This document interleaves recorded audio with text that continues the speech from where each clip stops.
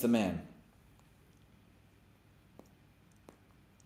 And speaking of being in shape, I have to touch on this briefly because it was the single most asked question for this cigar meeting, which is Tristian Tate.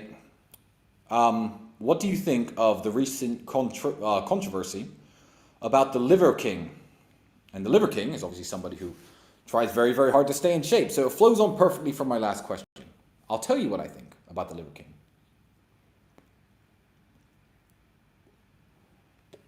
And this answer may upset a few people, because I'm sure a lot of you want me to sit here and, trash the Liver King and drag his name through the dirt. He actually reached out to me about 2 weeks before the steroid proof was released, when it was proven that he was in fact on steroids. Most people looking at him knew that, people who look like that are on steroids. You have to be a very, very rare, exceptional freak of nature to look like that if you weren't on steroids.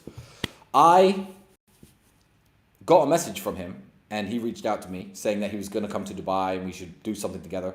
The reason I didn't reply or get in touch or make anything happen between us was not because I have anything against the Liver King or had anything against the Liver King at the time. It's because I didn't see how our brands complemented each other.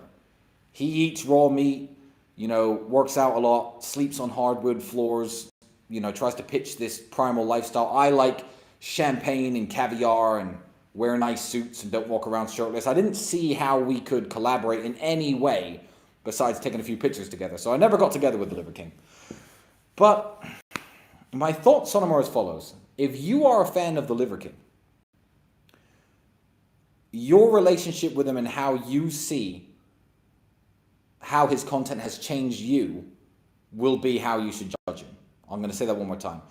The way his content has impacted you should be how you judge him.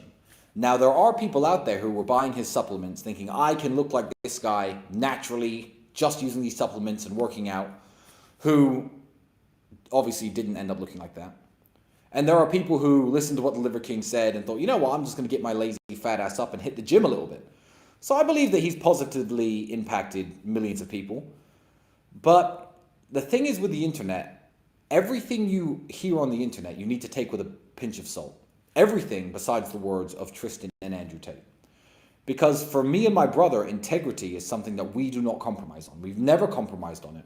My brother was accused of being on steroids by, not accused, it was a subject brought up by a guy who we know, more plates, more dates. And Andrew said, feel free to come and fucking test me. Our integrity isn't in question because we have no skeletons in our closet. So I don't really care about the Liver King. I think he's helped a lot of people. I think a lot of people feel hurt and feel scammed by him right now. What I would say is this. If you are going to ever pursue a career in the public eye, if you are making content hoping to go viral or hoping to blow up, it may well happen at some point. I'm not sure the Liver King expected to get as famous as he did. I certainly didn't expect to get as famous as I did. But the key to mine and Andrew's lasting and ongoing success is the fact that we have no skeletons in our closet. So be honest all the time, especially if you're pursuing a life in the public eye.